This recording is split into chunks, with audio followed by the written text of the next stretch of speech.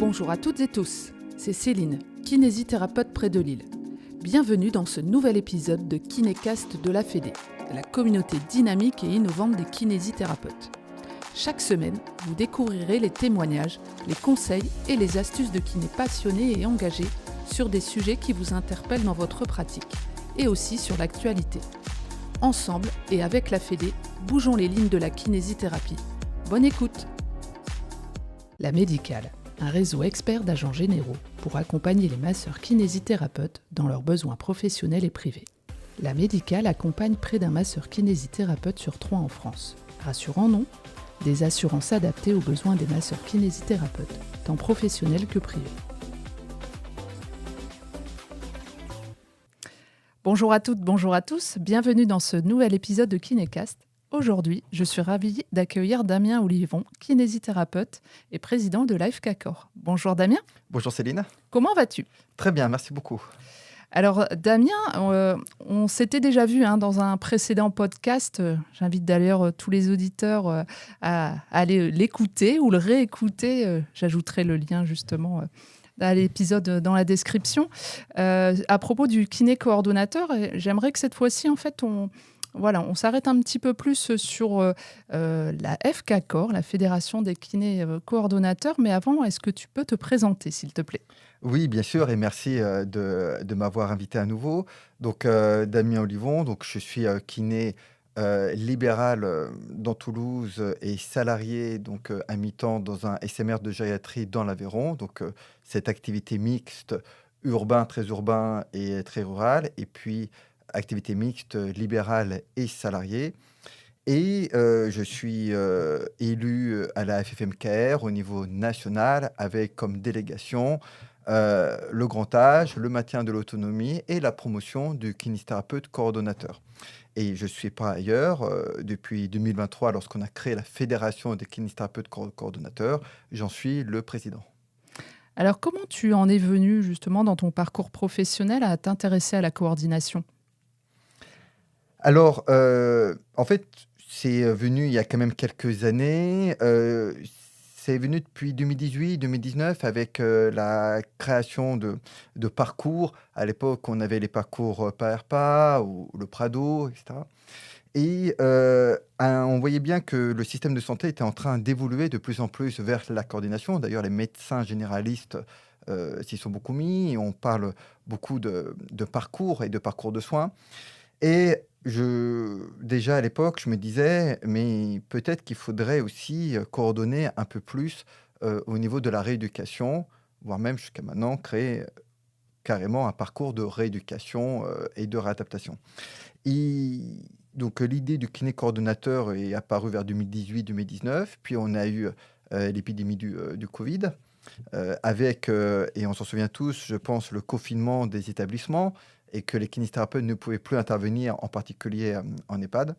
Et on a pu observer, à l'époque, la FMCare a fait une enquête, où on avait pu observer que les patients des kinésithérapeutes, durant le premier confinement, avaient beaucoup perdu d'indépendance fonctionnelle et typiquement avaient besoin d'une aide supplémentaire. Celui qui marchait avec une canne marchait ensuite avec 2 cannes. Celui qui marchait avec un rollator marchait avec un déambulateur 4 patins. Mais aussi que un patient sur 3 des kinésithérapeutes avait besoin d'une aide humaine pour se lever d'une chaise pour un transfert assis debout avant le confinement. Et à la sortie du confinement, c'était 2 sur 3. C'est-à-dire qu'on voit qu'on avait très fortement augmenté la charge de travail des soignants, alors même qu'on manque de soignants et que les soignants sont déjà fortement exposés à de la pénibilité. Donc c'était à la fois délétère pour les résidents, délétère pour les soignants. C'est là qu'on a beaucoup travaillé pour que la situation ne se reproduise pas. Et d'ailleurs, au 2e confinement, les kinésithérapeutes ont pu, grâce à cela, continuer à intervenir puisqu'on avait pu alerter le ministère sur ce point. Il restait à formaliser cette coordination qui devient nécessaire. Et c'est ainsi qu'en 2023, on a créé la Fédération des kinésithérapeutes coordonnateurs. Alors justement, pourquoi vous avez voulu structurer justement ce rôle de kiné coordonnateur ? Alors, on a voulu le structurer pour déjà définir ce que c'était, qu'on parle tous de la même chose, ce que c'est, ce que ça n'est pas. et donc poser un cadre. Ce cadre-là qui a été posé par la Fédération des kinécos en définissant le métier de kinésithérapeute coordonnateur et ensuite de le faire connaître, de lui donner de la visibilité. Alors à la fois de le faire connaître auprès de la profession, de le faire connaître auprès des établissements, en particulier des EHPAD et des HAD, de l'hospitalisation à domicile, je pense qu'on en reparlera, et le faire connaître auprès des institutionnels et des politiques. Donc, c'était pouvoir donner de la visibilité. Pour cela, il fallait créer une fédération, ce qui est un statut associatif qui va permettre de fédérer l'ensemble des kinésithérapeutes qui sont intéressés, qui va permettre aussi d'avoir cette force de travail avec le conseil d'administration qui travaille sur ce sujet et qui va être un interlocuteur privilégié des institutionnels, des autres fédérations aussi. Par exemple, on travaille beaucoup avec la FAMCO, la Fédération des médecins coordonnateurs. Et j'en profite pour saluer Dr Xavier Gervais. Et de pouvoir aussi, au niveau ministériel, montrer que nous sommes structurés et donc évidemment porter cela. Donc à la fois, la fédération a pour mission de le porter au niveau du terrain et de le porter au niveau national. Par qui et quand a été créée la FK Corp?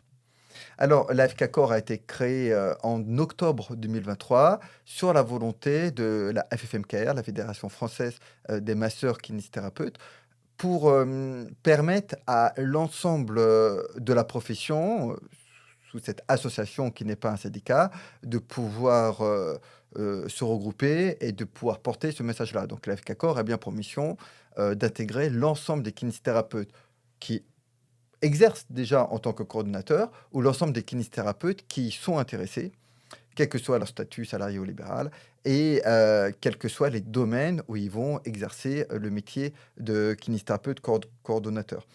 Et la FK Corp a cette mission, je disais, donc d'éviter la confusion des genres, et en particulier par rapport à d'autres rééducateurs ou des réadaptateurs. Donc je pense aux autres rééducateurs, les psychomotriciens, ou les orthophonistes, ou les réadaptateurs, les ergothérapeutes, par exemple. Et puis d'autres professionnels de l'activité physique adaptée, mais qui ne sont pas des professionnels de la rééducation et de leur adaptation. Je pense aux enseignants en activité physique adaptée, pour pouvoir bien quand même structurer la place de chacun et donc structurer aussi certainement cette coordination et ces interventions entre parcours de soins, parcours de rééducation, parcours de santé. Alors, tu nous en as déjà évoqué quelques-unes, mais quelles sont ces missions, quels sont ces objectifs de la FK Corp? Alors, l'objectif de FK Corp, comme je le disais, c'était d'abord, avant tout, de définir le métier. Et donc, le métier de kinésithérapeute coordonnateur, on peut le définir de manière relativement simple, qui il va être le professionnel qui va coordonner l'ensemble des rééducateurs et des réadaptateurs pour coordonner le parcours de rééducation. Il le fait selon la structure, si elle existe, en binôme avec le médecin coordonnateur, qui lui sera plutôt le coordonnateur du parcours de soins.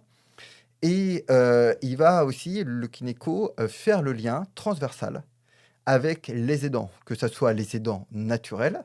On pense en particulier aux seniors à domicile, mais on peut penser à la HAD, les patients en HAD qui sont à domicile avec les aidants naturels, et les aidants professionnels, donc les infirmiers, les aides-soignantes, pour prévenir leurs troubles musculo-squelettiques, leur pénibilité. Et on sait que les troubles musculo-squelettiques impactent aussi sur les risques psychosociaux.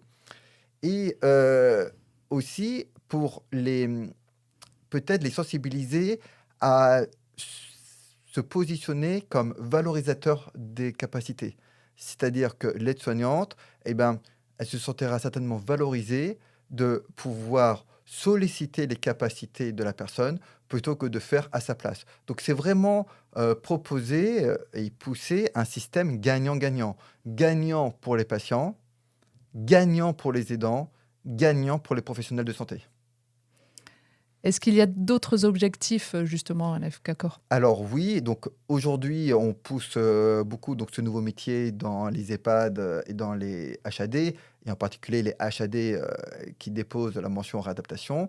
Euh, Et on va ensuite certainement s'intéresser au déploiement du Kinéco dans les RAC, donc les programmes de réhabilitation améliorée après chirurgie. Tout ça pour dire qu'en fait, aujourd'hui, on commence depuis 2 ans, c'est un début. Ça a vocation à être que le début d'une très belle et longue aventure et il est fortement probable que ce métier se développe dans un important nombre de domaines où en fait on a besoin de la compétence d'un kinésithérapeute pour coordonner une équipe ou des intervenants pluripro, pluri-intervenants. Mais on a besoin de cette compétence de nos connaissances. Nous avons des connaissances qui sont transversales. Nous sommes certainement les généralistes de la rééducation, ce qui nous permet de pouvoir échanger autant avec une orthophoniste qu'avec une psychomote ou avec une ergothérapeute qui sont déjà des rééducateurs ou des réadaptateurs plus spécialisés. Donc, la mission de FK Core va être de déployer dans différents domaines ce nouveau métier, d'accompagner les professionnels. Pour les accompagner, on fait comme aujourd'hui des émissions, on fait de la communication pour les sensibiliser. On a un site ressource, fkcore.org. Mais on propose aussi des formations. Alors, cela se fait via l'Institut national de kinésithérapie, l'INK, qui propose donc des formations socles pour, euh, pour mieux être informé de ce que c'est que le kinéco. Donc, c'est des formations courtes de 3 heures. Et on va proposer pour l'année prochaine des formations plus approfondies par thématique, par domaine d'activité. Alors, quel profil de kinés ils sont représentés à la FK Corps? C'est une association, donc il y a des adhérents. Quel profil de Alors, kiné? effectivement, donc, alors, au sein de l'FK Core, nous avons les adhérents qui ont ce profil, soit qu'ils exercent déjà comme kiné coordonnateur, soit aussi pour beaucoup qui sont intéressés, qui souhaitent participer à cette promotion, puisque c'est aussi à chacun, sur son territoire ou dans l'établissement avec qui ils veulent travailler, de pousser à la création de ce poste. Il y a un vrai travail de création de ce poste. Donc, nous avons des kinés libéraux, majoritairement, mais nous avons aussi des kinés salariés qui sont intéressés, des kinés en activité mixte, voilà. Et puis des kinés aussi qui souhaitent éventuellement changer un peu leur manière de travailler, changer leur avenir professionnel ou le diversifier en se disant, ben, ce métier-là, je trouve que ça serait intéressant de le faire en complément d'une autre activité, puisque le métier de kinéco, alors ça peut être à temps plein au niveau des HAD, pour les grosses HAD. Pour des plus petites HAD, ça sera un temps plus partiel. Et en EHPAD, par exemple, c'est aussi un temps partiel. Donc, selon là où on souhaite travailler, ça peut être à temps plein, à temps partiel. Il y en a aussi qui souhaitent travailler beaucoup plus en pluripro. Et le kiné coordonnateur, c'est très riche parce qu'il travaille en pluripro. Et puis, des fois, il y a des établissements qui souhaitent avoir 2 kinés coordonnateurs, par exemple 2 à mi-temps, qui va assurer une permanence sur la structure, mais aussi on sait qu'au niveau des ressources humaines, c'est un peu plus facile quand il y en a 2, puisque s'il y en a qui est absent, il y a l'autre, il y aura toujours une permanence. Et donc, ça peut permettre aussi pour le kinésithérapeute d'avoir plusieurs possibilités de travailler. Et on sait aujourd'hui qu'il y a beaucoup d'appétence des professionnels à avoir plusieurs expériences professionnelles. Et donc, en fait, il n'y a pas besoin de vouloir un exercice exclusif. Beaucoup d'établissements vont proposer cette richesse qui est de garder à temps partiel une activité de kiné traitant et pouvoir avoir à temps partiel une activité de coordonnateur. Donc, il faut vraiment voir ça comme quelque chose qui se complète. Et d'ailleurs, c'est aussi intéressant de pouvoir travailler aussi comme kiné traitant pour garder une main sur le terrain. Donc, en fait, ça va certainement pour l'ensemble des professionnels qui sont en train aussi, on en connaît beaucoup, de se réinterroger sur l'activité professionnelle, qui peuvent aussi avoir des fois des frustrations sur la rémunération ou sur le fait d'avoir la pression depuis des années, un peu une lassitude de travail. Et souvent, les kinésithérapeutes qui nous contactent, qui ont envie de se remotiver en investissant un nouveau champ de compétences. Alors, comment fait-on pour adhérer à la FK Corps? Alors pour adhérer, c'est très simple. Il y a le site internet fkcore.org avec un bouton, avec un onglet pour adhérer. Et ça se fait via ensuite le site Helloasso. La cotisation à l'année est à 40 euros. Et donc pour les libéraux, cela peut passer en frais professionnels.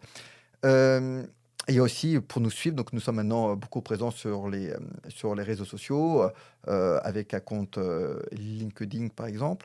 Donc je pense aussi qu'il suffit de ne pas hésiter à suivre nos différentes publications et aller sur le site internet. Et puis, on peut aussi écrire directement à l'FKCOR ou m'écrire, moi, donc il y a l'adresse de secrétariat, mais vous pouvez aussi m'écrire directement président@fkcor.org. Alors, quels sont les avantages pour les kinés coordonnateurs, justement, d'adhérer à la FKCOR?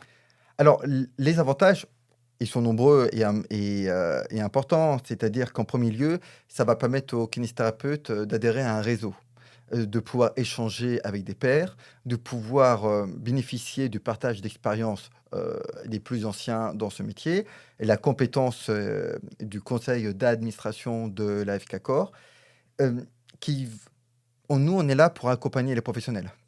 Ça arrive qu'on fasse des réunions en visio aussi avec les établissements qui souhaitent éventuellement, qui réfléchissent en tout cas à créer un poste de kinésithérapeute coordonnateur. Donc on est là aussi pour être en relais. Le fait d'adhérer permet aussi d'accéder par exemple à des fiches bilan type qui sont tout à fait modifiables en fonction de là où on travaille. L'idée c'est de créer des groupes de kinésithérapeutes coordonnateurs par thématique, EHPAD, ou HAD, qui puissent ainsi partager leur expérience, puisque force est de constater que très souvent, chacun va réinventer les mêmes choses dans son coin, avoir les mêmes problématiques. Par exemple, si je prends l'exemple de la HAD, très souvent les kinésithérapeutes coordonnateurs ont entre autres pour mission d'évaluer la nécessité d'actes de rééducation, de réadaptation, et pour ensuite trouver les professionnels adaptés. Et donc, pour ça, avoir une trame. Et cette trame d'évaluation, euh, clairement, elle pourrait être partagée entre toutes les HAD. Proposer des bilans, une trame de bilan pour les kinésithérapeutes qui interviennent, par exemple. Euh, Définir ensemble ce que c'est qu'un diagnostic kinésithérapie, ergothérapie, psychomotricien, et la place de chaque métier. Et donc, en fait, c'est dans l'ensemble des HAD, la question se pose. Et donc, certainement qu'on peut, au sein de l'FKCOR, apporter une réponse commune et préconiser des recommandations. Donc, adhérer à l'FKCOR permet à chaque kinésithérapeute intéressé par la coordination de pouvoir partager son expérience ou partager ses idées ou partager ses besoins. Et donc, participer au déploiement du métier et avoir comme ça ce retour d'expérience de ceux qui l'ont précédé.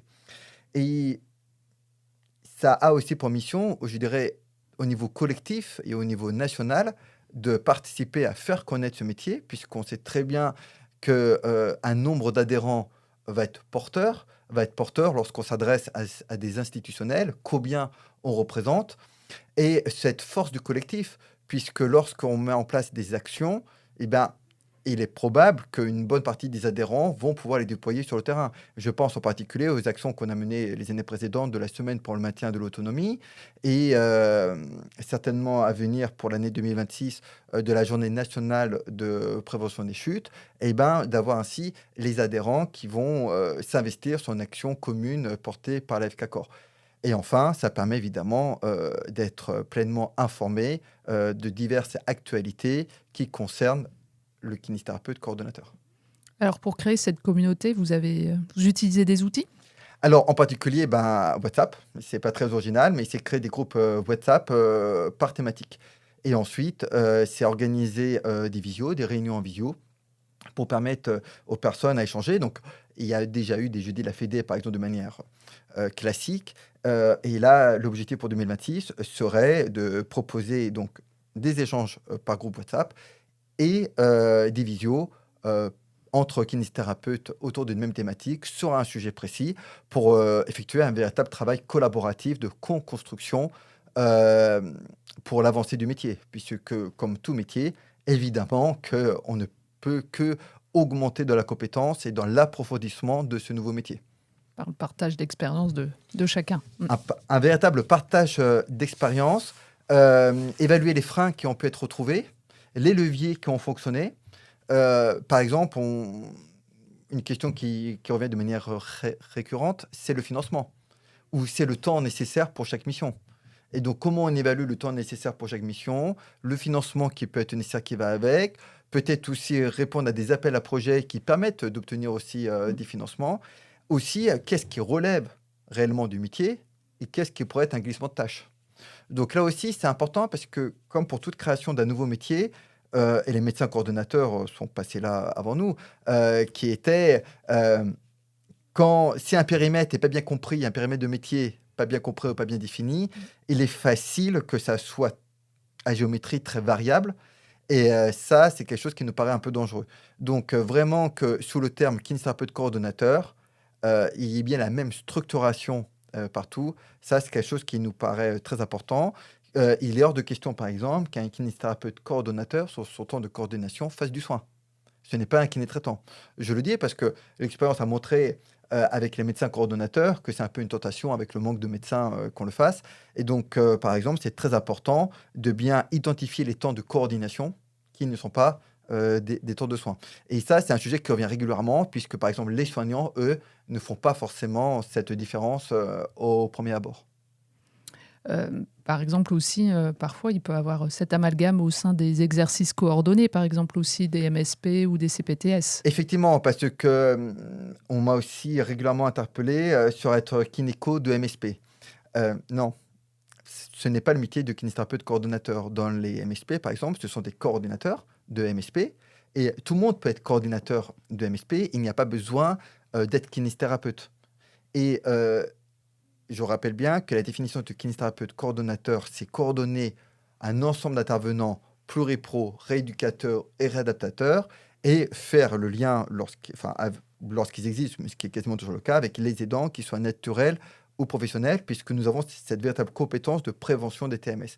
Ce n'est pas la même chose que coordonner une MSP ou une CPTS qui est un métier de coordinateur à part entière, mais peu importe le métier. Et d'ailleurs, on va souvent, par exemple, dans les MSP, ce sont des infirmières, on ne dit pas que c'est des infirmières coordinatrices. Ce sont des coordinateurs de MSP. Peu importe quelle est sa formation de base. Alors, on va parler peut-être du rôle plus spécifique du kiné coordonnateur en EHPAD. Quel est le besoin justement au sein des EHPAD?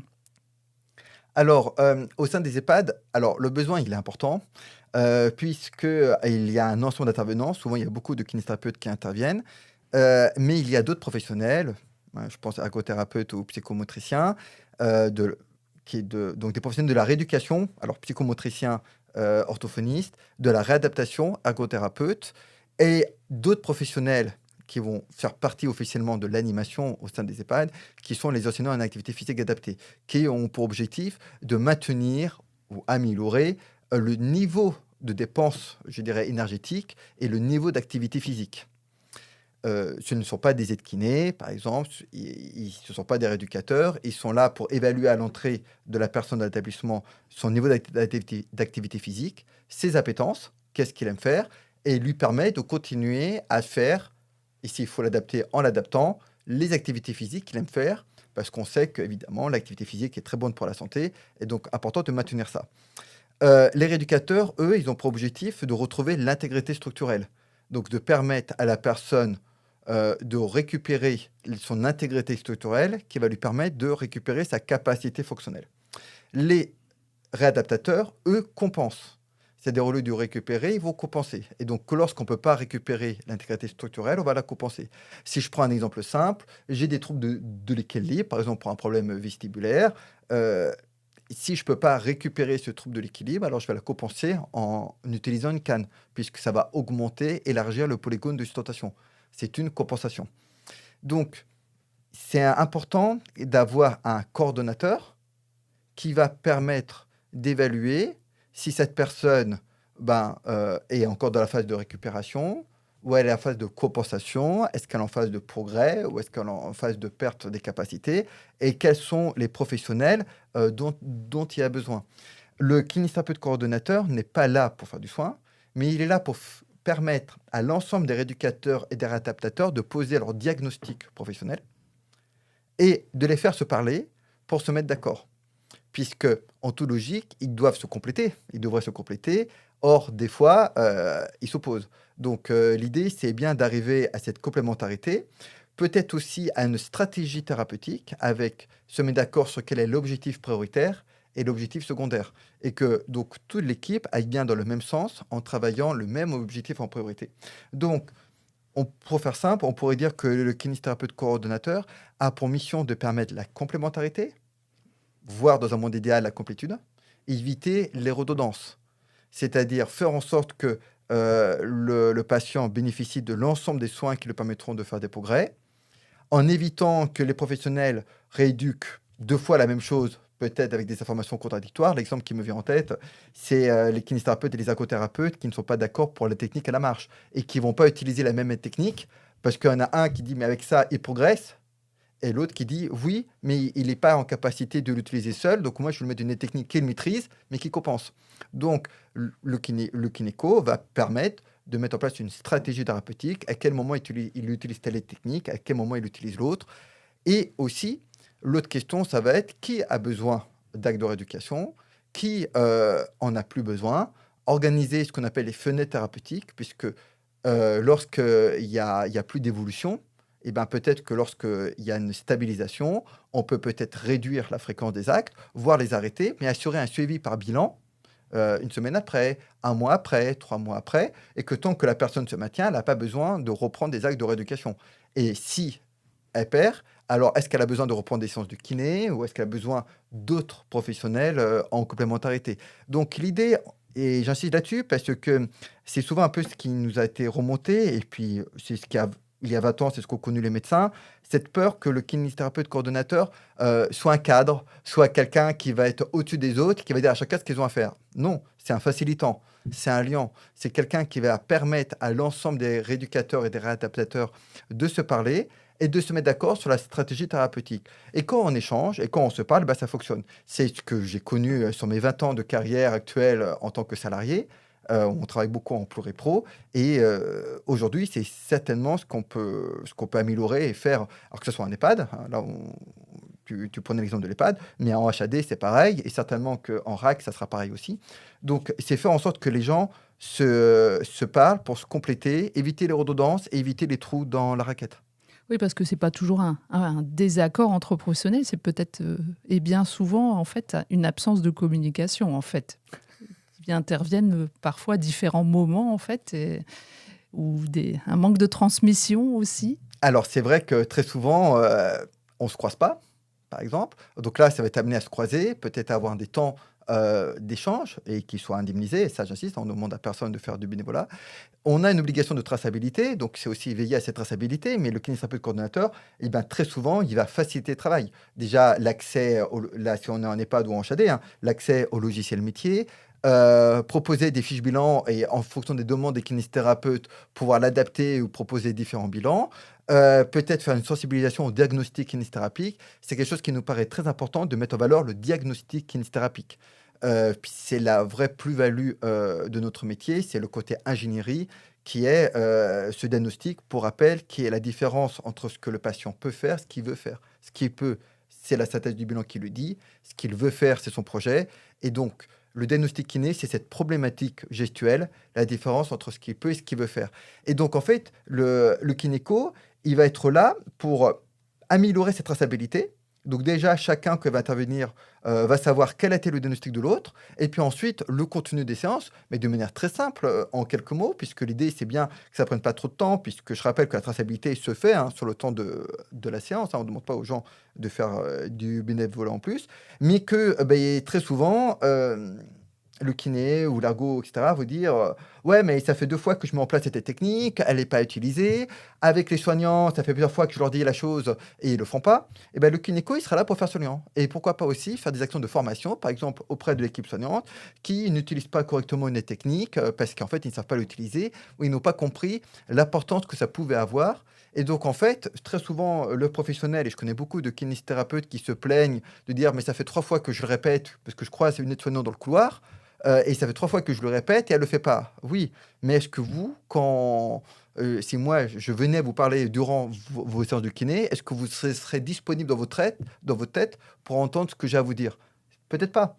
L'avantage du kinésithérapeute coordonnateur, c'est que lui, il aura des temps de transmission avec les soignants. Il pourra même mettre en place des temps de formation où le professionnel, il sera disponible dans la tête, comme diraient certains, un temps de cerveau disponible pour pouvoir entendre une nouvelle information, pouvoir poser des questions et pouvoir l'intégrer et peut-être en être convaincu parce que le soignant va se rendre compte que ça lui facilite la vie et que le patient fait des progrès. Très souvent, en fait, quand on fait des actes de rééducation, eh ben, on peut avoir cette tendance à oublier qu'est-ce qui se passe entre deux actes. Et si je prends un exemple très simple, comment la personne fait pour se lever et s'asseoir, que je lui apprends à se pencher en avant, se lever et s'asseoir, il le fait durant la séance de kiné, mais est-ce qu'il le fait avec les dents ou avec le soignant? Parce que si le soignant derrière, tout le reste de la journée, il tire sur les bras, il ne fera pas de progrès. Et donc, pour le kinésithérapeute, c'est frustrant. Il dit, mais à chaque fois, je reviens à zéro. Bah oui, parce qu'en fait, mais la séance, elle a duré 20 minutes, même une demi-heure. Oui, mais pendant allez, 15 heures, le reste de la journée, eh ben, il y aura peut-être d'autres personnes qui vont lui dire, il faut se tenir à la barre, il faut tirer sur les bras. Euh, et donc, en fait, il n'y aura pas de bénéfice. Donc l'idée, c'est comment maintenir les bénéfices de la rééducation entre les séances, le week-end, etc. Et je pense, si on est en EHPAD, par exemple, aux aidants, à la famille qui viennent. Et voilà, souvent, par exemple, qui font marcher la personne, qui la promènent, bah, inciter la personne, le patient, à faire tout ce qu'il peut faire et que la famille ne soit pas en surprotection, mais plutôt en valorisateur des capacités. Et je pense que chacun va s'y retrouver. Le patient va se retrouver, les familles s'y retrouvent, l'établissement s'y retrouve. On a fait une expérimentation dans le réseau Edenis pendant 1 an, de 2 postes de kinéco dans 2 EHPAD différentes, et les retours ont été extrêmement positifs. Alors que ce soit des professionnels, des kiné-coordonnateurs concernés, alors là, en l'occurrence, c'était des kinésithérapeutes coordonnatrices, que ça soit les patients, ou les familles et que ça soit les directions d'établissement. Donc je pense que simplement, il faut oser essayer pour voir, mais c'est normal, comme tout ce qui est nouveau, qu'il puisse y avoir des craintes et là, il ne faut pas hésiter, à nous écrire, et on répondra à l'ensemble, des questions. Mais encore une fois, le kinésithérapeute coordonnateur, il est là pour faciliter le travail des kinésithérapeutes et le travail en pluripro. C'est d'ailleurs ce que demande beaucoup la profession et beaucoup les jeunes qui demandent à travailler, en pluriprofessionnalité. Et donc le kinésithérapeute coordonnateur, ça va être le moyen de travailler plus facilement, de communiquer plus facilement, et plus efficacement avec l'ensemble des autres professions, qu'elles soient de rééducation réadaptation, qu'elle soit soignante ou y compris au niveau de la direction. Je pense par exemple à l'organisation des soins, l'organisation des plannings, parce que je crois qu'on a tous vécu ça, qu'on va voir le patient et puis il y a la toilette, ou il y avait une animation auquel il était absolument y aller, on n'était pas informé, ou il est au PASA dans le secteur fermé, on n'était pas informé et qui impacte notre organisation. Donc le kinésithérapeute coordonnateur va être facilitant sur l'ensemble de ces domaines. Un sujet qui concerne notamment les EHPAD, c'est le sujet de la dotation globale. Alors justement, est-ce que ça impacte le kiné coordonnateur? Alors effectivement, parce que le passage en dotation globale, et d'ailleurs il y a eu un kinécast sur le sujet, fait que c'est l'EHPAD qui va rémunérer le professionnel libéral qui intervient, kinésithérapeute ou médecin d'ailleurs. Et on voit bien que ça modifie profondément les pratiques, puisque des EHPAD se plaignent de ne pas avoir les financements suffisants, de vouloir réduire les dépenses, etc. Alors juste un petit focus, sans refaire le kinécast auquel il faudra se référer. Mais le financement des EHPAD se fait via le pathos. Et donc, c'est ce qu'on appelle la coupe pathos, qui permet d'avoir de la rémunération pour les actes de rééducation, l'ensemble des rééducateurs. Mais quel que soit le métier, kinésithérapeute, ergothérapeute, psychomotricien, orthophoniste, tout ça va être sur le même budget. Aujourd'hui, c'est surtout les kinésithérapeutes qui vont amener des points à ce pathos. Et demain, libre à l'EHPAD de redistribuer cette rémunération sur le kinésithérapeute ou sur d'autres professionnels de la rééducation. Pour cela, il est très important que le kinésithérapeute trace que le patient a besoin d'actes de kinésithérapie. Monter, descendre l'escalier, ça peut être fait par un assistant à pas ou par un aide-soignant. Par contre, réapproprier l'espace antérieur, effectuer du renforcement musculaire en excentrique des muscles antigravitaires, travailler la longueur et la hauteur du pas, travailler l'équilibre dynamique, intrinsèque et extrinsèque. Tout ça, c'est ce que l'on peut faire, mais ce n'est pas ce qu'on écrit. Et donc, c'est important aussi d'apprendre à tracer réellement ce que l'on fait. Alors évidemment, il faut le faire. Et donc, pour ça, il faut savoir l'évaluer. Et là, je renverrai sur un bilan maintenant très connu et très utile, qui est l'Ikimog, qui a été fait par l'équipe de Dijon, qui va permettre d'avoir des actes de rééducation qui soient beaucoup plus précis.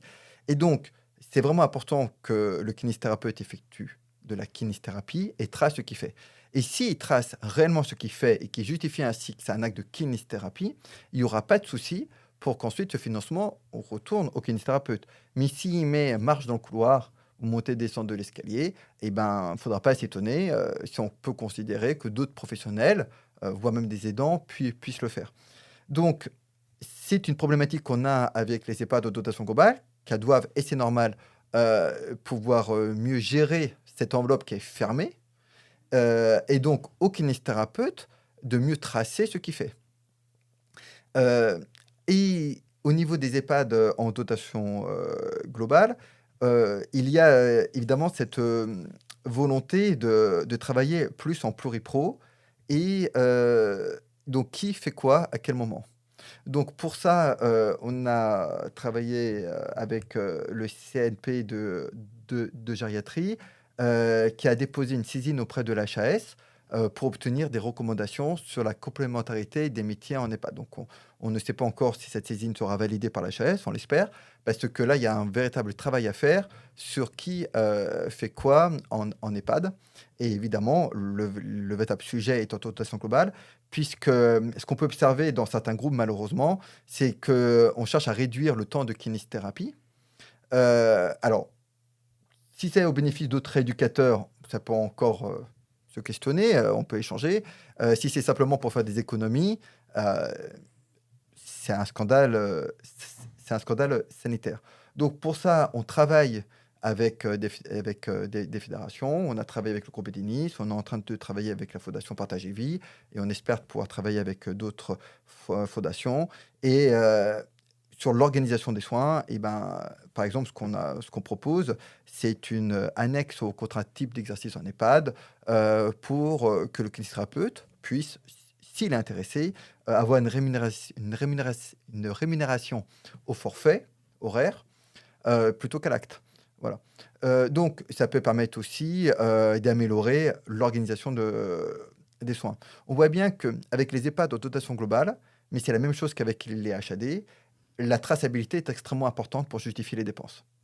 Et d'ailleurs, avec les HAD, depuis qu'on a cette nouvelle convention qui a été négociée avec la FNEAD, où les actes ont été très nettement revalorisés, ce qui va avec, c'est d'améliorer la traçabilité. Donc, le bilan et le diagnostic kinésithérapique. Donc, je crois que le système de santé, il est en train de profondément changer et on peut ne pas être d'accord, en fait, mais ce n'est pas la question, parce qu'il change. La question, c'est est-ce qu'on souhaite qu'il change avec nous ou sans nous? Quand le système a commencé à changer, c'est allé très, très vite. Alors, il faut savoir qu'avant, il y a quelques années, il n'y avait que 20% des EHPAD qui pouvaient être en dotation globale. Puis, il y a eu une réforme juridique qui a permis que tous les EHPAD qui demandaient la dotation globale puissent y passer. Mais maintenant, c'est même l'inverse, c'est que on sent qu'il y a une poussée institutionnelle ou politique pour que les EHPAD passent, si ce n'est pas toutes, presque toutes, en dotation globale, alors que ce n'était pas forcément une volonté de leur part. Mais peut-être qu'elles ne sont pas totalement le choix. Donc, ce système-là, ce n'est pas nous qui l'avons décidé. La question, c'est est-ce qu'on est pragmatique et qu'on essaye d'être à l'intérieur pour pouvoir, en étant à l'intérieur, continuer à permettre aux patients de bénéficier de soins de kinésithérapie et de rééducation et de réadaptation dont ils ont besoin, ou est-ce qu'on ne veut pas y être? Et dans ce cas-là, ça sera géré, je dirais, par des non-professionnels de santé qui ne font aucune distinction entre l'ensemble des professionnels et qui disent, de toute façon, qu'il ait un enseignant à pas, qu'il ait un psychomote, qu'il ait un ergo, peu importe, de toute façon, il aura quelqu'un, voire même il aura de l'occupationnel. Donc, je pense que la question, c'est pas est-ce qu'on est d'accord avec ce système, c'est que c'est un fait, qu'est-ce qu'on fait avec celui-là, comment on peut s'assurer que les kinésithérapeutes et l'ensemble des rééducateurs ne soient pas une espèce en voie de disparition dans les établissements. Donc là, on a posé le sujet au sein des EHPAD. Maintenant, quel est le rôle du kinéco en HAD et HADR? Alors, on a travaillé avec la Fédération nationale, des HAD, de l'hospitalisation à domicile, pour, travailler sur cette, fiche métier de kinéco en HAD et d'ailleurs la très bonne nouvelle, c'est que donc ça a été validé, hein, au niveau, national, de la FNEAD, et donc c'est, déployé ainsi, on peut espérer à terme toutes les HAD, un kinésithérapeute coordonnateur qui va coordonner là aussi l'ensemble des rééducateurs et des réadaptateurs.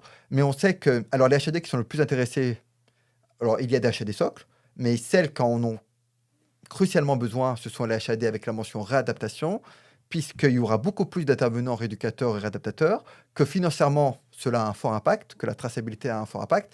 Et comme on a pu convenir avec eux d'une nouvelle convention avec une forte valorisation, il y a derrière, il ne faut pas se leurrer, un enjeu financier qui est important. De pouvoir, auprès de leur tutelle, justifier les actes pour obtenir les financements. Au niveau des HADR, la grande majorité des intervenants sont des kinésithérapeutes. Et très souvent, des kinésithérapeutes libéraux qui sont à proximité du patient, qui est à domicile, puisque ça va limiter les frais de déplacement, tout simplement. Il y a certaines HAD qui ont des kinés salariés, mais très souvent, c'est par manque de kinés libéraux sur le terrain pour les compléter. Je pense en particulier dans les zones sous-dotées, ou lorsque les kinésithérapeutes ne peuvent pas assurer un acte par jour, parce que très souvent en fait, pour être HDR, il faut au moins un acte par jour de rééducation, réadaptation. Donc certains ont des kinésithérapeutes ou des ergothérapeutes salariés, mais ça les arrange de manière générale de prendre les libéraux qui sont à côté. Donc il faut coordonner tout ce beau monde. Il faut mettre en place les aides techniques à la maison. Donc le kiné coordonnateur va permettre d'évaluer les premiers besoins lors de l'admission du patient, les besoins, je dirais, sur l'aménagement de l'environnement du domicile, sur la mise en place des techniques, que ce soit le lit médicalisé, que ce soit une aide au transfert, un guidon de transfert, un lait malade ou un verticalisateur, un drap de glisse, par exemple, pour rehausser le patient, etc. Une barre latérale de redressement. Donc, toutes les aides techniques qui vont permettre à la personne de récupérer le plus possible. Contacter les professionnels de la rééducation et de la réadaptation pour qu'ils interviennent, pouvoir les former éventuellement à l'utilisation de logiciels qui est très souvent intuitif et rapide à faire, pour qu'ils puissent aussi tracer leurs actes. Et aussi organiser le passage de chacun. C'est-à-dire que le kinésithérapeute libéral dit moi, je peux y aller tel jour, tel jour, tel jour, vers telle heure. Et donc, faire en sorte que les autres intervenants, ça ne se marche pas dessus. Donc, en fait, il va à la fois travailler sur l'environnement, à travailler sur l'accessibilité du logiciel, etc., sur le planning et sur le côté complémentaire de chaque profession. Parce que ça peut aussi arriver, un cas professionnel dise moi, ça, je sais faire, mais ça, je ne sais pas faire. Et donc, des fois, il va falloir peut-être 2 kinésithérapeutes différents qui interviennent à domicile pour la complémentarité, ou avec une ergothérapeute ou l'orthophoniste, etc. Je pense par exemple aux troubles de la déglutition. Donc, l'idée, c'est cela. Et puis, je rappelle quand même qu'en HADR, hein, en général, la durée de séjour, c'est 1 mois. Et donc aussi, c'est préparer la sortie de l'HADR. Donc, il y a plusieurs possibilités, hein. On a les HADR qui vont, pour certains patients, se situer avant une hospitalisation, souvent en SMR, donc en service de soins médicaux réadaptatifs, ou qui vont être au contraire à la sortie du SMR pour que la personne puisse sortir plus tôt de l'hospitalisation, de l'hôpital. Alors, à domicile, ça reste quand même le milieu hospitalier, avant ensuite d'aller en libéral. Donc, peut-être aussi que les kinésithérapeutes coordonnateurs seront très sensibles à ce côté. Mais j'ai tout intérêt à prendre un kinésithérapeute de proximité parce qu'au bout d'un mois, je sais que grosso modo, au bout d'un mois, il va sortir de la HADR et il va falloir qu'il continue les actes de rééducation en libéral. Hein, quand on sort de HAD, on n'a pas fini la rééducation. Donc, si ça peut être aussi le même intervenant en libéral, tout cela sera plus facile. Alors justement, tu as parlé déjà un peu, mais quels sont les bénéfices, que ce soit pour le patient, mais aussi pour les professionnels libéraux, d'avoir intégré un kiné coordonnateur? Mais pour le patient, c'est clairement une valorisation de ses capacités. C'est avoir la chance d'avoir un professionnel qui va faire une première évaluation, mais qui va demander aux autres professionnels de faire cette évaluation des capacités de la personne. Pour les kinésithérapeutes, de la problématique gestuelle, pour les écothérapeutes, des compensations qui sont nécessaires, de faire en sorte qu'il n'y ait pas de perte de chance et d'éviter ce qu'on appelle la dépendance iatrogène évitable, c'est-à-dire la dépendance qui est due aux soins et qui aurait pu être évitée. Donc, l'idée, c'est bien en améliorant les échanges entre les projets du patient, entre ses capacités, donc ce sont les 2 premières étapes pour établir le diagnostic rééducatif, en échangeant avec l'aidant et souvent, on a des fois, un travail à faire, Alors, on parle beaucoup d'éducation thérapeutique du patient, mais maintenant on parle aussi beaucoup d'éducation thérapeutique de l'aidant, pour que l'aidant aussi se positionne en valorisateur des capacités. Et donc, ce qui a gagné, c'est certainement une complémentarité. Lever les ambiguïtés et des fois, tout à l'heure, tu parlais de la communication où chacun a un peu son prisme et ses idées, préconçues. Et moi-même qui ai un statut, libéral et salarié, j'entends beaucoup ces idées préconçues, les salariés, qui disent que les libéraux ne pensent qu'au fric et les libéraux qui disent que les salariés passent leur temps à boire le café.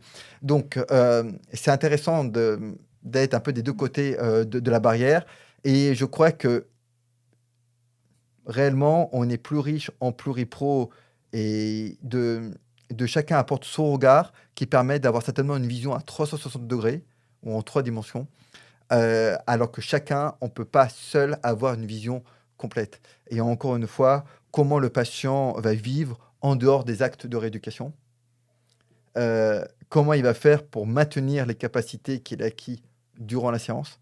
Comment les dents vont être en relais, comment on aménage l'environnement et le kinésithérapeute coordonnateur, il va permettre le maintien de ses acquis entre les séances.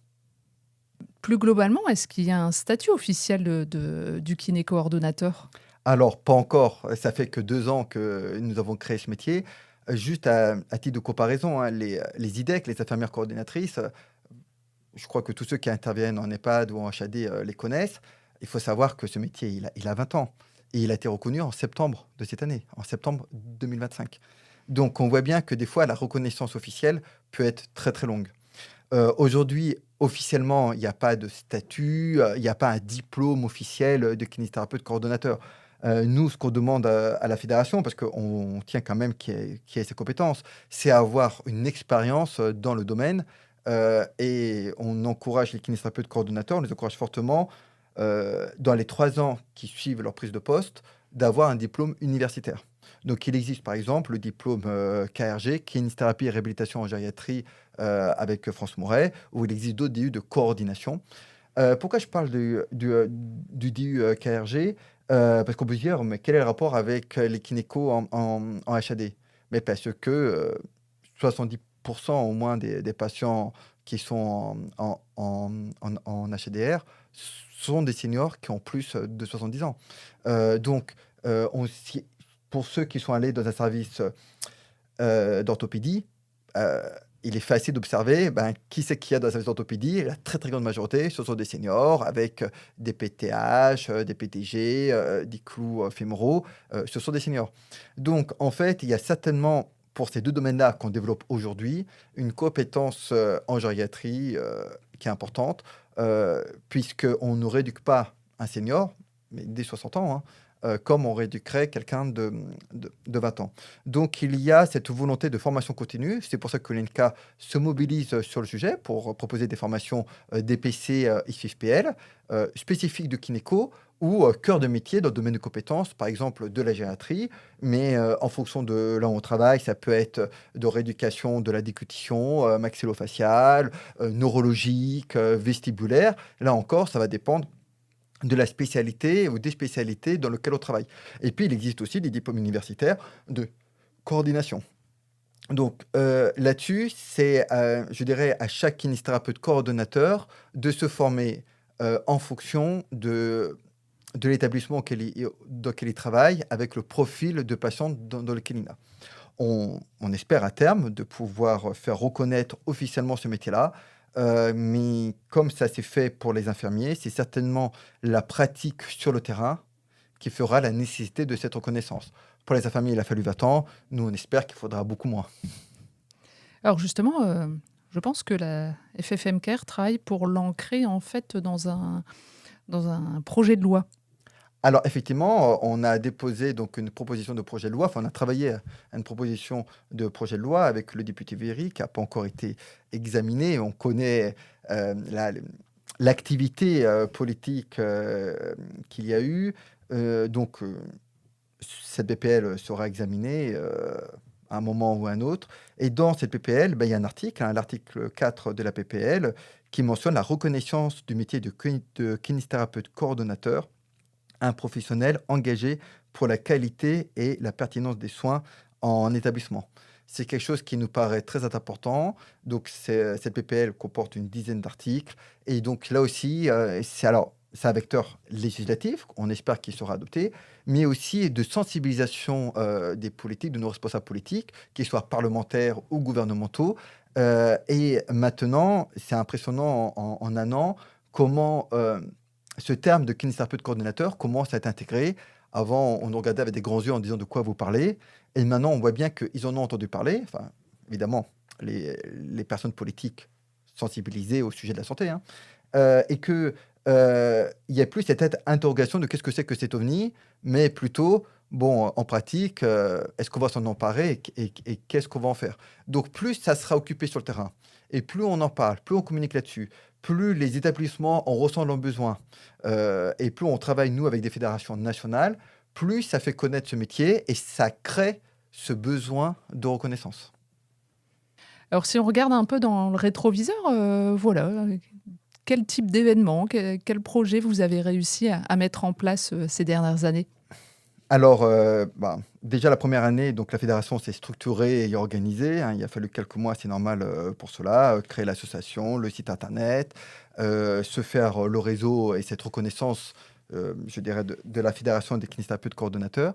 On est intervenu sur de nombreux congrès, hein. Je pense aux Assises, nationales des EHPAD, aux journées annuelles de la SFJG, au congrès de la fragilité, au CIPEG qui est le congrès, de la coordination, heu, avec, les médecins coordonnateurs et les infirmiers coordonnateurs. On a organisé au niveau de la profession, des jeudis de la fédé, hein, ce rendez-vous, mensuel, des masterclass plus spécifiques. On a organisé, ça fait plusieurs années qu'on organise la semaine pour le maintien de l'autonomie avec une soirée conclusive qui a été retransmise et d'ailleurs, tu étais là, pour animer cette soirée qui a été, retransmise et qu'après on peut voir, en replay. Donc, vraiment un ensemble d'interventions sur un ensemble de structurations, que ça soit des congrès, que ça soit des visios, que ça soit des masterclass et puis aussi, une présence maintenant accrue, sur l'ensemble des réseaux sociaux. Et quelles sont les priorités pour 2026? Alors pour 2026, alors il y a certainement une priorité qui est de, créer le premier congrès de la Fédération des kinés coordonnateurs, qui aura lieu, le 21 mai au CIPEG, donc à Montpellier. Donc on encourage tout le monde évidemment, à venir. C'est important puisque, ça va permettre de mieux faire connaître donc, le métier de kinésithérapeute coordonnateur et de le faire connaître en pluripro puisqu'à ce congrès est très pluripro, avec beaucoup de médecins, d'infirmiers, un ensemble de soignants, mais aussi, beaucoup de professeurs, en médecine qui vont permettre de voir cette nécessité-là. Donc là, ce congrès de l'FK-Corps va permettre d'ancrer sur le terrain, le kinésithérapeute, coordonnateur. On a mis au point avec 2025, avec le groupe Edenis, l'annexe au contrat type. L'idée en 2026, c'est de la présenter à l'ensemble, des fédérations, d'EHPAD qui sont aujourd'hui qui cherchent une solution pour, répondre à leurs problèmes budgétaires et donc, montrer qu'on peut avec la même enveloppe, financière, on n'est pas obligé de mettre des kinésithérapeutes à la porte, loin de là, mais les rassurer, avec, cette annexe, hein, qui, elle, respecte la loi, contrairement à ce qu'ils font. J'en profite pour rappeler qu'un contrat team n'est pas modifiable et on ne peut pas, le résilier de manière unilatérale puisque c'est le patient qui fait appel au kinésithérapeute. Là, on vient de conclure fin 2025 avec, la Fédération nationale des HAD cette fiche métier type de kinéco et donc pour 2026, c'est faire vivre ce métier de kinéco auprès des HAD et veiller à cette harmonisation des missions puisqu'aujourd'hui, c'est normal encore, hein, tous les kinécos n'ont pas forcément les mêmes missions. Donc là, ça va être travailler sur cette harmonisation, des missions. Et puis, continuer à déployer ICOP avec, l'EHU Ilse-Edge de Toulouse. Donc, je rappelle que l'EHU Ilse-Edge de Toulouse est, l'établissement collaborateur de l'OMS pour le déploiement du programme ICOP, le bien vieillir, d'une manière, générale. Et nous, on pense à la Fédération des kinésithérapeutes coordonnateurs que, cette prévention, évidemment, plus elle arrive tôt, plus elle est efficace. Donc, officiellement, le programme ECOP commence dès 60 ans, mais on pourrait même imaginer que ça commence avant, et que là aussi, il va y avoir certainement des parcours de soins et des parcours de rééducation à mettre en place. Le lien avec l'exercice coordonné via les CPTS ou les MSP, et donc que la FK-Corps soit au moins un relais de ces actions de prévention, puisque là aussi, ça va permettre d'améliorer l'autonomie des seniors, mais de prévenir les risques TMS des aidants. Donc j'ai parlé des HAD, j'ai parlé des seniors, et puis aussi, on va peut-être commencer en 2026 à travailler sur la formalisation du kiné coordonnateur dans le programme RAC, réhabilitation améliorée après chirurgie. Donc on voit que c'est un programme qui est très très riche. Et à côté de ça, déployer des formations supplémentaires avec l'INK pour former les kinésithérapeutes coordonnateurs, mais cette fois plus une formation socle, mais pour aller plus loin, une formation par domaine, par champ euh, d'activité. Alors, je vais faire une petite aparté, ou une grande aparté. Kinécast est partenaire de la FK-Corps. Voilà, on a participé sous l'invitation de la SFGG justement aux journées annuelles de la SFGG. On a eu l'occasion justement d'interviewer plusieurs membres et intervenants. Vous retrouverez d'ailleurs leur podcast dans les semaines qui vont suivre. Est-ce que la FK-Corps pense aussi participer à d'autres congrès durant cette année 2026? Oui, bien sûr. Alors, on intervient au congrès du CIPEG. Alors, on a notre propre congrès de la FK-Corps, mais on va aussi intervenir dans les sessions plénières du CIPEG. On va intervenir au congrès de la fragilité à Toulouse, qui est le grand rendez-vous international sur la prévention de la fragilité. C'est pour ça que tout à l'heure, je parlais d'AECOP. On va intervenir à nouveau aux journées annuelles de la SFGG. L'idée serait aussi de participer à ce projet de journée nationale de prévention des chutes. Euh, Cela irait dans la droite ligne de la semaine du matin de l'autonomie qu'on organisait jusqu'à maintenant. Et ça sera l'occasion de montrer la compétence et l'application des kinésithérapeutes dans le plan anti-chute qui a été créé en 2022 par le gouvernement. Et c'est important de montrer que les kinésithérapeutes sont des acteurs de santé publique, sont investis dans les programmes de santé publique et donc sont investis dans le plan anti-chute. Et puis, on va aussi participer à d'autres congrès. Je pense en particulier au congrès organisé par la FNACPA, qui est une fédération nationale d'établissements alors médico-sociaux, donc en particulier EHPAD, mais aussi des masses ou des femmes, donc hébergeant des personnes en situation de handicap, et aussi et des établissements d'aide à la personne, les auxiliaires de vie. Et donc, on va participer à ces congrès qui s'appellent congrès H3 et Handicap, qui ont lieu un peu dans toute la France.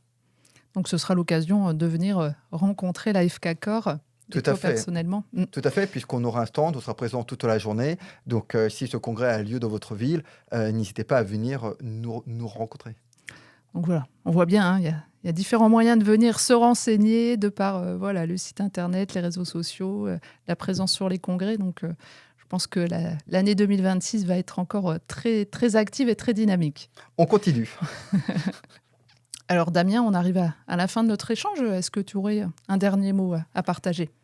Contactez-nous.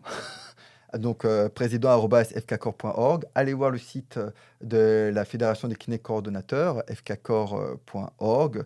Et vraiment, je pense que c'est important de s'intéresser à ces nouveaux métiers qui apparaissent. Donc, on est là pour répondre à vos questions. On est absolument disponible pour vous. Il y a toute l'équipe de l'FK-Corps qui se mobilise pour accompagner la profession dans ce nouveau métier. Et nous sommes convaincus que c'est important que la profession se mobilise maintenant. C'est maintenant qu'on a besoin. Dans 2 ans, ça sera trop tard. Et que si les kinésithérapeutes ne se positionnent pas dans la coordination, ça sera d'autres professionnels qui le feront. Nous, on pense que c'est important d'avoir cette compétence transversale des métiers pour permettre à chaque autre métier de travailler de la complémentarité. Donc, aux kinésithérapeutes de s'investir et de montrer qu'ils ont cette appétence pour la coordination. Et on peut, nous, être là pour répondre à toutes vos questions, aussi bien à long terme qu'à court terme, de manière très pratico-pratique, pour lever les interrogations ou les freins. Et puis, on vous invite donc à nous suivre sur les réseaux sociaux. Et puis, pour les autres visios qu'on va organiser, par exemple, ou les autres émissions que l'on pourrait enregistrer. Merci beaucoup Damien. Merci à toi, Céline. À bientôt. Au revoir. Au revoir. Merci de nous avoir écoutés. On espère que cet épisode vous a plu. Si c'est le cas, je vous invite à laisser un avis sur votre plateforme d'écoute préférée et à partager l'épisode autour de vous. N'hésitez pas également à nous dire quel sujet vous aimeriez que l'on aborde dans les prochains épisodes et quels invités vous souhaiteriez écouter. Pour ça, dites-le nous en commentaire. N'oubliez pas de nous suivre sur les réseaux sociaux et de visiter le site web de la FFMKR pour rester informé des dernières actualités et des événements à venir. Votre soutien et votre engagement sont essentiels pour faire avancer notre profession. La Médicale, un réseau expert d'agents généraux pour accompagner les masseurs kinésithérapeutes dans leurs besoins professionnels et privés. La Médicale accompagne près d'un masseur kinésithérapeute sur 3 en France. Rassurant non, des assurances adaptées aux besoins des masseurs kinésithérapeutes, tant professionnels que privés.